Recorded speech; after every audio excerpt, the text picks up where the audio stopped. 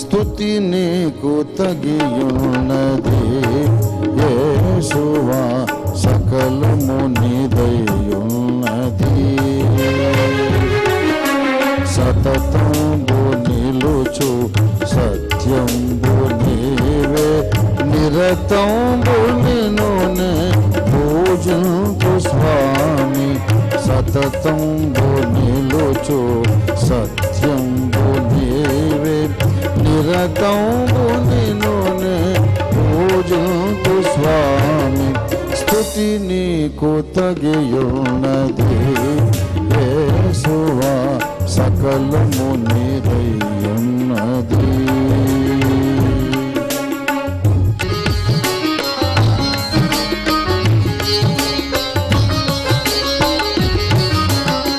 ప్రతి అణువును పరమాణువు నీదే, పిపీలికాది బ్రహ్మాండము నీదే.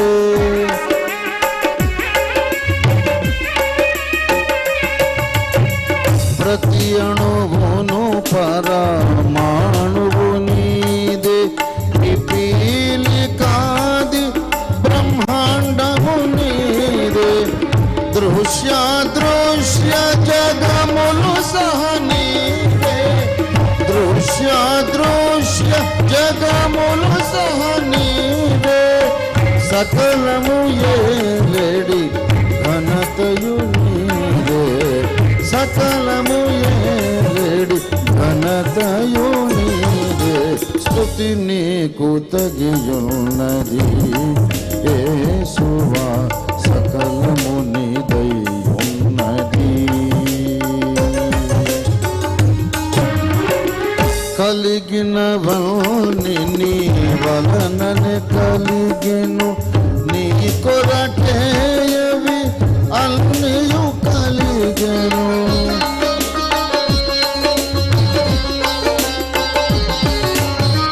కలిగినవన్నీ నీ వలననే కలిగెను, నీ కొరకేయవి అన్నీయు కలిగెను. సకలము నీకే సేవలు చేయును, సకలము నీకే సేవలు చేయును. నిన్ను కొలిచెడి నరులిలభూసురులే, నిన్ను కొలిచెడి నరులిలభూసురులే. స్తుతి నీకు తగియున్నది యేసువా, సకలము నీదయ్యున్నది. క్రీస్తునందు నాకు అత్యంత ప్రియులారా, మీకందరికీ మరోసారి ప్రభువైన యేసుక్రీస్తు వారి అత్యంత ప్రశస్త శుభనామంలో శుభాకాంక్షలు తెలియజేస్తున్నాను. ఈనాటి సందేశం కొరకు మూలవాక్యంగా మనం 115వ కీర్తన 3వ వచనం చదువుకుందాం. మా దేవుడు ఆకాశమందున్నాడు, తనకు ఇచ్చ వచ్చినట్లుగా సమస్తమును ఆయన చేయుచున్నాడు. చిన్న ప్రార్థన చేసుకుందాం. ప్రేమ కలిగిన మా మహాపరిశుద్ధ ప్రభు పరమ తండ్రి, మిక్కిలి గొప్ప దేవా యేసు రాజా, నీకు స్తోత్రాలు ప్రభు. మరొక శుక్రవారము మేము కలిసి సత్యమును ప్రేమించే వారితో నీ సత్యవాక్యాన్ని పంచుకోవడానికి ఇచ్చిన ఇట్టి మహదవకాశము కొరకు నీకు స్తోత్రం చెల్లిస్తున్నాం ప్రభువా. మీరు దిగివచ్చి మీ దీనదాసుని నీ శిలువ రక్తంతో బాగా కడిగి శుద్ధీకరించి మీ అగ్నితో కాల్చి పూటం వేసి మీ పరలోక పరిమళ పరిశుద్ధ అభిషేక తైలముతో, సువర్ణ తైలంతో మీ దాసుని అభిషేకించి మీ దాసుని నోట నీ మాటలే ఉంచి నాతో మాతో మీరు మాట్లాడి మీ చిత్తమును మాకు తెలియపరచమని దేవా, నాతో మాట్లాడుము, అందరితోనూ మాట్లాడుము, నాకు కనబడుము, అందరికీ కనబడుమని యేసయ్య శుభనామంలో స్తుతించి ప్రార్థిస్తున్నాం తండ్రి. ఆమేన్, ఆమేన్. ప్రభునందు నాకు అత్యంత ప్రియులారా, ఆకాశంలో జరిగిన ఒక అద్భుత సంఘటనను బట్టి యావత్తు భారతదేశం హర్షిస్తూ ప్రహర్షిస్తూ సంబరాలు జరుపుకుంటున్నటువంటి తరుణాన ప్రపంచ దేశాలు భారతదేశాన్ని అభినందిస్తూ కంగ్రాచ్యులేట్ చేస్తున్నటువంటి శుభ తరుణాన ఈ సందేశాన్ని నేను విడుదల చేస్తూ ఉన్నాను. ఆకాశంలో జరిగిన ఒక మహా అద్భుత సంఘటన, భారతదేశ శాస్త్రవేత్తలు చంద్రయాన్ అనే అంతరిక్ష నౌకను నిర్మించి చాలా అతి తక్కువ బడ్జెట్తోనే చంద్రయాన్ నౌకను చంద్రమండలం మీద ల్యాండ్ అయ్యేటట్టు చేశారు. ల్యాండింగ్ సాఫీగా, స్మూత్గా, విజయవంతంగా జరిగింది. ఇది నిజంగా భారతీయులందరికీ కూడా గర్వకారణం. ఈ సందర్భంగా చాలామంది మతోన్మాదులు, క్రైస్తవులను ద్వేషిస్తున్నటువంటి కొంతమంది వ్యక్తులు ఇంటర్నెట్లో కొన్ని వీడియోస్ అప్లోడ్ చేశారు. అదేంటంటే, భారతదేశం విజయవంతంగా చంద్రయాన్ నౌకను చంద్రమండలంలో ల్యాండ్ చేయించిన సందర్భంగా ప్రపంచ దేశాలన్నీ కూడా భారతదేశాన్ని అభినందిస్తున్నాయి, పొగడుతున్నాయి, మెచ్చుకుంటున్నాయి. కానీ ఈ పాస్టర్లు ఒక్కడు కూడా మెచ్చుకోవడం లేదు. అసలు వీళ్ళు దేశాభిమానులేనా, దేశభక్తులేనా? ఇంత గొప్ప ఘన విజయాన్ని సాధిస్తే కంగ్రాచ్యులేషన్స్ ఇస్రో అని అనలేకపోతున్నారే. మనవాళ్ళు సాధించింది ఏమైనా సామాన్యమైన కార్యమా? కాదు కదా. అమెరికా, రష్యా కూడా ఎన్నో ప్రయత్నాలు చేసి అతి కష్టం మీద చంద్రమండలం మీద ల్యాండ్ అయ్యారు. మరి మనం ఒక అభివృద్ధి చెందుతున్న దేశం, వర్ధమాన దేశం, డెవలప్డ్ కంట్రీ కాదు మనది, డెవలపింగ్ కంట్రీ. మరి విదేశీ కొలాబరేషన్ ఏమి లేకుండా మనమే మన సొంత టెక్నాలజీతో ఇంత గొప్ప కార్యాన్ని, ఘన కార్యాన్ని సాధించడం ప్రశంసనీయం కాదా? ఈ క్రైస్తవుల మైండ్ ఏమిటండి? వీళ్ళు అసలు దేశాన్ని ప్రేమించటం లేదు అని కొంతమంది ఇంటర్నెట్లో క్రైస్తవులను దూషిస్తూ, విమర్శిస్తూ కొన్ని వీడియోలు అప్లోడ్ చేశారు. దానికి సమాధానం నేను ఇవ్వాలనుకుంటున్నాను. ప్రియ మిత్రులారా, భారతదేశ శాస్త్రవేత్తలు చంద్రయాన్ నౌకను ప్రయోగించి విజయవంతంగా చంద్రమండలం మీద ల్యాండ్ చేయించటమును బట్టి క్రైస్తవులమైన మేము ఏమీ పొంగిపోవడం లేదు, ఉబ్బి తబ్బిబ్బైపోవడం లేదు, ఉక్కిరి బిక్కిరి అయిపోవడం లేదు.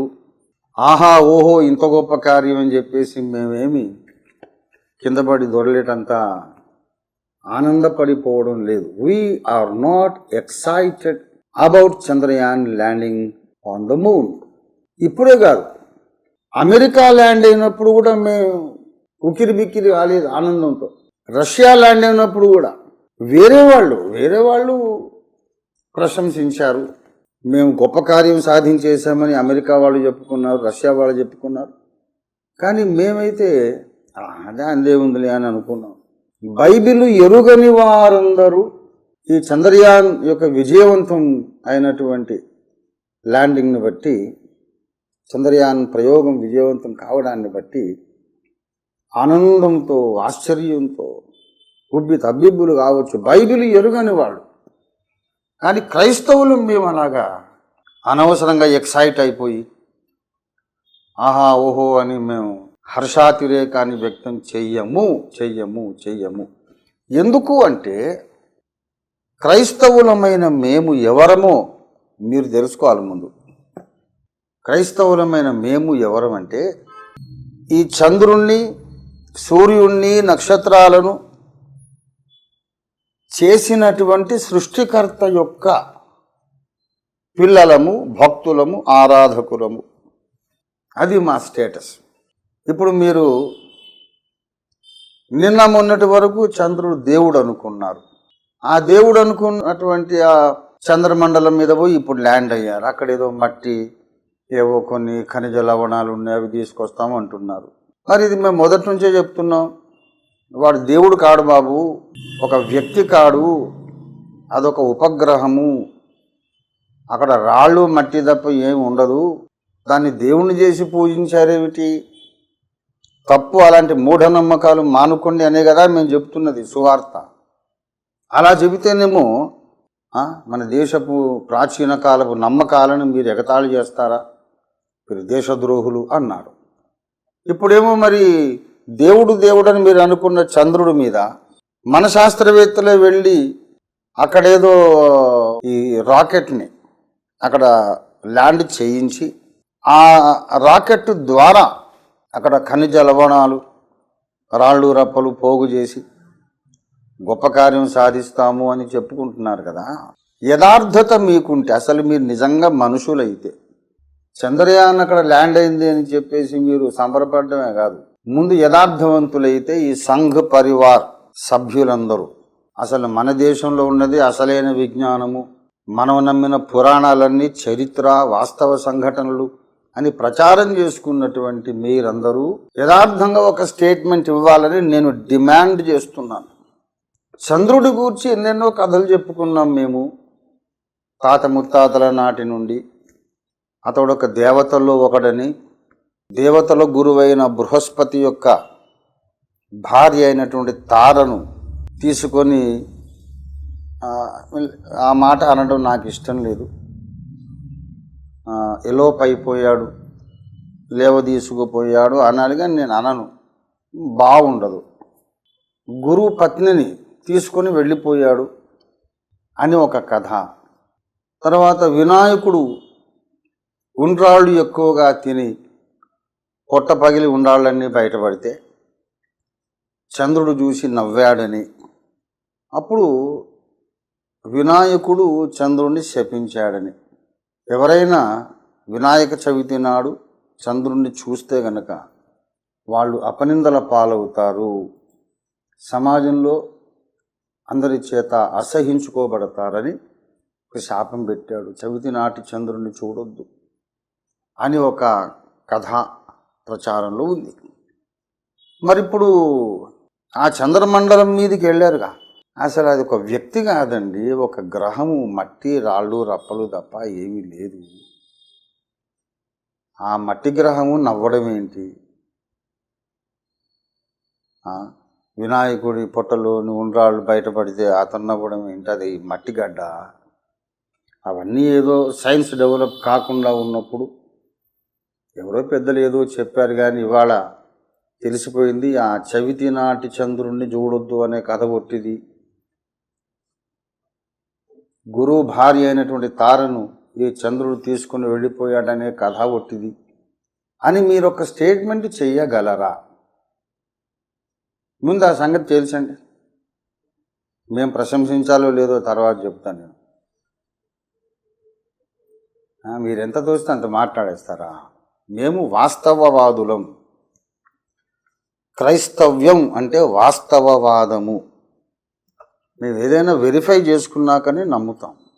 మీరు దేవుడు అనుకుంటున్నటువంటి చంద్రుణ్ణి, దేవతలు అనుకుంటున్నటువంటి నక్షత్రాలను, దేవుడు అనుకుంటున్నటువంటి సూర్యుణ్ణి ఏ దేవుడైతే వాస్తవంగా సృష్టించాడో ఆ దేవుని పిల్లలం మేము.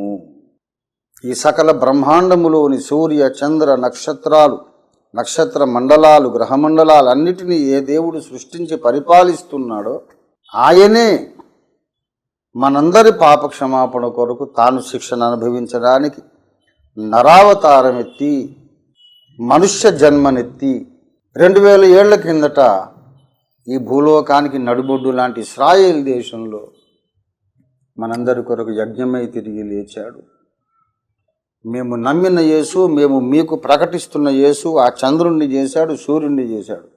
అందుకు మాకు ఎక్సైట్మెంట్ లేదు, ఎందుకంటే మాకు తెలుసు ఈ బ్రహ్మాండం సంగతి నాకు తెలుసు. నేను రాసినటువంటి అంతరిక్షంలో బుద్ధిజీవులు ఉన్నారా అనే గ్రంథం చదవండి ఎవరైనా సరే. మీరు క్రైస్తవులు కావచ్చు, కాకపోవచ్చు. వీళ్ళు 100 కోట్లు 1000 కోట్లు అన్ని దేశాలు కలిపి ప్రయత్నం చేస్తున్న లక్షల కోట్ల రూపాయలు, డాలర్లు అన్నీ చెరువులో పోసినట్టే, శుద్ధ వేస్ట్ ఇదంతా కూడా. ఎందుకంటే క్లియర్ కట్గా బైబిల్ చెబుతున్నది, మానవుడు ఈ భూగ్రహముగాక వేరే గ్రహం మీదికి వెళ్ళి మనుగడ సాగించటం అసాధ్యము అని బైబిల్ చెబుతుంది. ఈ 115వ కీర్తనలో నుండి 3వ వచనాన్ని నేను మూలవాక్యంగా చదివాను కదా, అదే 115వ కీర్తన 16వ వచనం చూడండి. ఆకాశములు యెహోవా వశము, భూమిని ఆయన నరులకు ఇచ్చి ఉన్నాడు. ఇది అల్టిమేట్ స్టేట్మెంట్. అమెరికా అంతరిక్ష శాస్త్రవేత్తలు కానీ, రష్యా దేశపు అంతరిక్ష శాస్త్రవేత్తలు కానీ, ఇస్రో శాస్త్రవేత్తలు కానీ ఎవరైనా ఈ వచనానికి లోబడాలి. నేను చెబుతున్నాను, మీరు అక్కడికి మనుషులు లేని నౌకలను పంపొచ్చు, మనుషులను కూడా వెళ్ళి పంపించవచ్చు. అక్కడ జేమ్స్ కాలిన్స్, నీల్ ఆర్మ్స్ట్రాంగ్ ఇలాంటి వాళ్ళు వెళ్ళారు, నడిచారు. Foot prints on the moon అనే పుస్తకాలు వచ్చినాయి, వీడియోలు వచ్చినాయి, సినిమాలు వచ్చినాయి. మీరు ఎన్నైనా చేయండి కాక, అంతరిక్షములో ప్రాణికోటి నివసించడానికి, మనం వెళ్ళి ఉండడానికి అవకాశం ఉన్నదా అని మీరు చేస్తున్న పరిశోధనలన్నీ వ్యర్థము, శుద్ధ దండగా మారి ప్రయత్నాలు. ఆదాము నుండి పుట్టిన మానవ సంతతి అయినటువంటి మనం ఈ భూమి మీద మాత్రమే నివసించాలని దేవుడు నియమించాడు. ఈ భూగ్రహము దాటి ఏ ఇతర గ్రహం మీద కానీ, ఉపగ్రహం మీద కానీ మనుషులు ఉండలేరు అనేది మాకు తెలుసు. మీరు ఇలాగే 10 ఏళ్ళకొకటి 20 ఏళ్ళకొకటి అంతరిక్ష నౌకల్ని పంపుతూ ఈ పిచ్చి ప్రయత్నాలు చేస్తూ ఉండండి. త్వరలోనే ఈ భూమి మీద ప్రపంచ ఏక ప్రభుత్వం వస్తుంది. 10 మంది అరబ్ దేశాల రాజులు ఒక కూటమిగా ఏర్పడి వన్ వరల్డ్ గవర్నమెంట్ ఏర్పాటు చేస్తారు. ఇది బైబిల్ చెప్తుంది. అతడు 42 నెలలు 3.5 సంవత్సరాలు 1260 రోజులు ఖచ్చితంగా ఈ భూలోకం అంతటిని పరిపాలిస్తాడు. వాడు సైతాను కొడుకై ఉంటాడు. బయోలాజికల్ సన్ ఆఫ్ సేటన్ వాడు. మీరు ఇంకో రాకెట్ పంపుదాం అనుకునే లోపల మొత్తం అన్ని తన గుప్పిట్లో పెట్టుకోవడానికి వాడు వస్తున్నాడు. వాడు అధికారం చేపట్టిన తర్వాత 3.5 సంవత్సరాలు వాడేళ్తాడు. తర్వాత వాడి సింహాసనం కూలిపోతుంది. రెండవ పార్ట్ మళ్ళీ ఇంకొక 3.5 సంవత్సరాలు ప్రపంచమంతా కల్లోలంగా ఉంటుంది. దేవుడు పంపే శిక్షలతో నిండిపోతుంది. ఆ తర్వాత యేసుక్రీస్తు ప్రభువు వారు, మీరందరూ ద్వేషిస్తున్నారు చూడండి, దూషిస్తున్నారు కదా, నజరేయుడు, మరియ కుమారుడు, చేతకాని వాడు అంటున్నారు. ఆయనే భూమి మీదికి దృశ్య రూపంలో వస్తాడు. మీరు చచ్చి అరిచి గీ పెట్టినా, మీ తాతలు జేజమ్మలు దిగొచ్చినా, మీ శంబలలో ఉండే సిద్ధ గురువులు అందరూ దండెత్తి వచ్చినా యేసు రాకడను ఆపలేరు. మీరంతా చెప్పుకునేదంతా పిట్ట కథలు. దేవుడు అని చెప్పుకొని పోయి ఇప్పుడు అక్కడ మట్టి తెస్తామంటున్నారు. దేవుడి మీద మట్టి దేవుడు ఏమేంటి? వినాయకుడిని చూసి మట్టి నవ్విందా మరి? రష్యా అంతరిక్ష యాత్రికులు, అమెరికా యాత్రికులు అక్కడ ల్యాండ్ అయినప్పుడు మేము సంతోషించే ఒక కారణంతో ఏంటంటే, ఇప్పటికైనా మన దేశస్తులు అది దేవుడు కాదు, అదొక గ్రహం అని గ్రహిస్తారని అప్పుడు కూడా ఇదే ప్రసంగాలు చేశారు. ప్రభునందు ప్రియులారా, అమెరికా ల్యాండ్ అయినప్పుడు కూడా ఇండియా పెంతెకోస్తు దేవుని సంఘంలో మా గురువులు, మా ఆత్మీయ తండ్రులు ఇదే ప్రసంగం చేశారు. 115వ కీర్తన 16వ వచనం. అప్పుడు నేను చిన్న పిల్లవాడిని, నాకు బాగా జ్ఞాపకం. ఆకాశములు యెహోవా వశము, భూమిని ఆయన నరులకు ఇచ్చి ఉన్నాడు. ఎందుకు మీరు ఇన్ని లక్షల కోట్లు ఖర్చు పెట్టి దండగ మారి పనులన్నీ చేయరు? ఒక వాదన అక్కడి నుంచట ఏదేదో మినరల్స్ తీసుకొస్తానట, లక్షల కోట్ల రూపాయలు వచ్చేస్తాయి, మన రెవెన్యూ మొత్తం డెవలప్ అవుతుంది అని అదొక బహ్వాస్ అంటే పిచ్చివాగుడు, వెర్రిమొర్రి ప్రేలాపన అని అర్థం. ఉర్దూలో బహ్వాస్ అంటాం. మేము నైజాం వాళ్ళం కదా. ఎందుకంటే ఏనాడో అమెరికా ల్యాండ్ అయింది అక్కడ, మరి వాళ్ళ రెవెన్యూ డెవలప్ అయిందా? ఈనాడు అమెరికా కూడా ఆర్థిక సంక్షోభంలో ఉంది.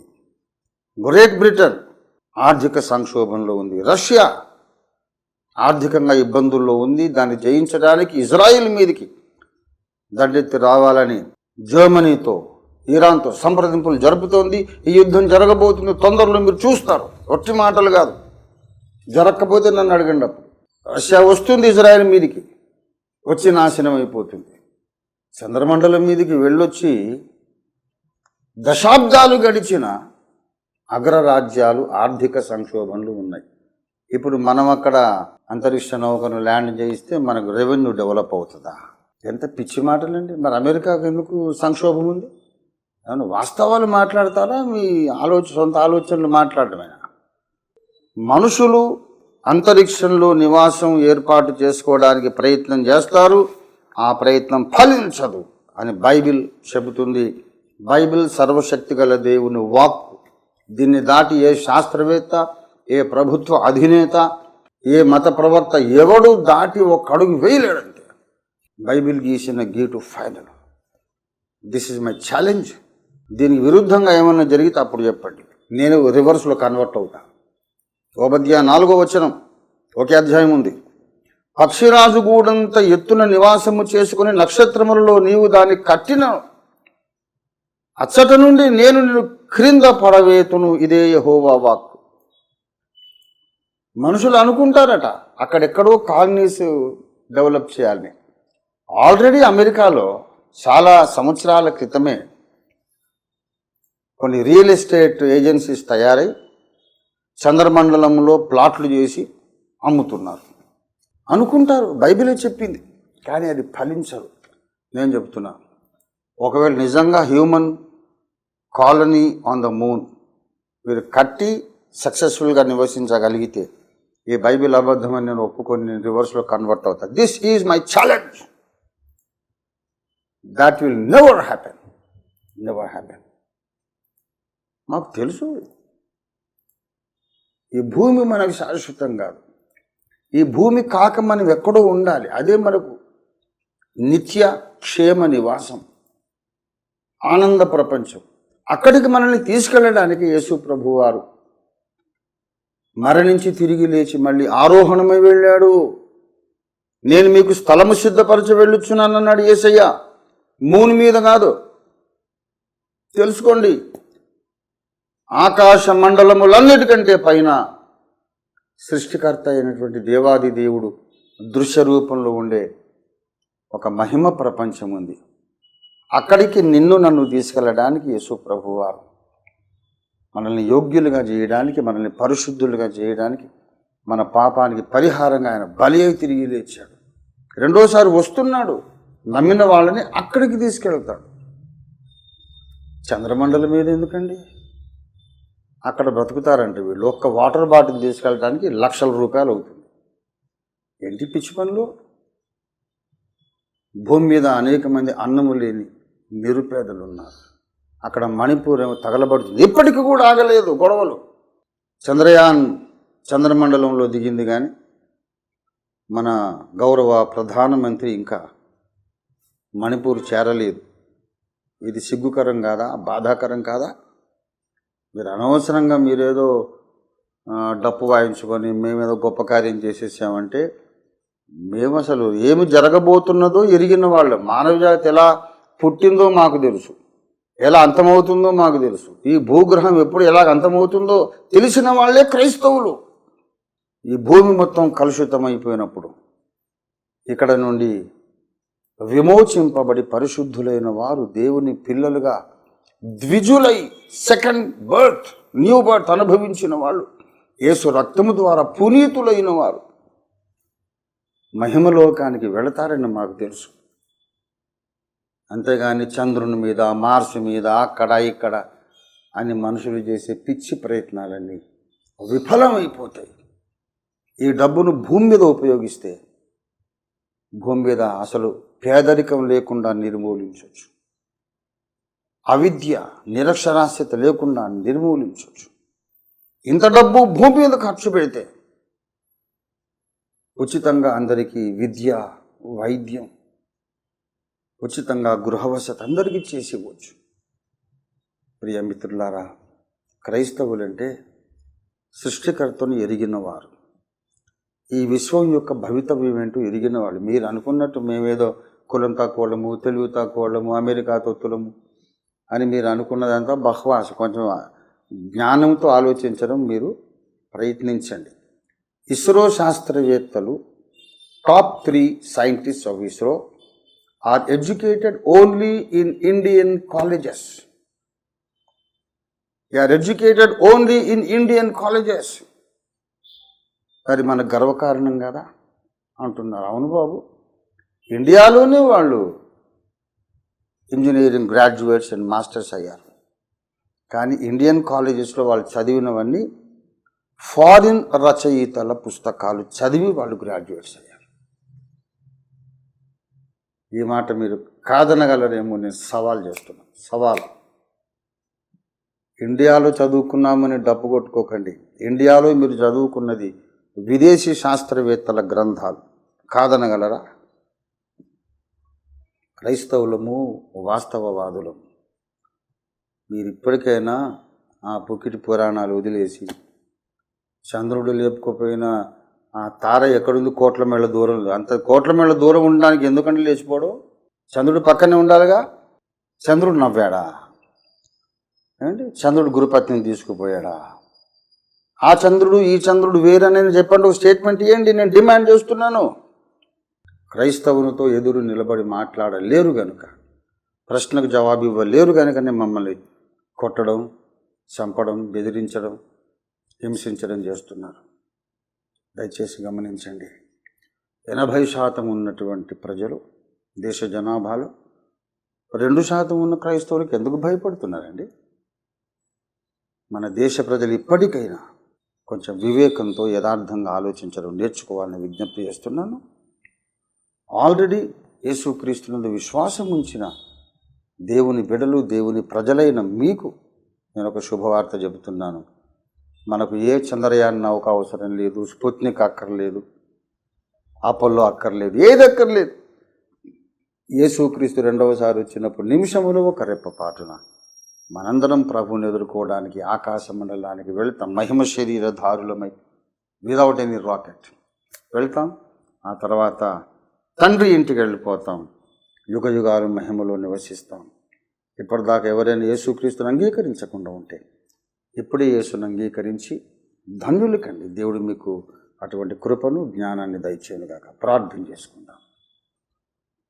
ప్రేమ కలిగిన మా మహాపరిశుద్ధ తండ్రి, జీవాధిపతి అయిన మా దేవా యేసయ్య, జరుగుతున్నటువంటి సమకాలీన సంఘటనల నేపథ్యంలో ప్రతి భారతీయుడు, ప్రపంచ మానవ సమాజంలోని ప్రతి సభ్యుడు, సభ్యురాలు కూడా ప్రభువా, అంతకుముందు వాళ్ళు నమ్మినటువంటి నమ్మకాలు ఇప్పుడు ఈ యొక్క చంద్రయాన్ విజయము నేపథ్యంలో ఆ నమ్మకాలు నిలబడతాయా, కొట్టివేయబడుతున్నాయా అనే సంగతి ఆలోచించుకొని అందరూ సత్యములోనికి వచ్చినట్లుగా సహాయం చేయమని యేసు అద్భుత నామంలో స్తుతించి ప్రార్థిస్తున్నాం తండ్రి. Amen. God bless you. God bless you.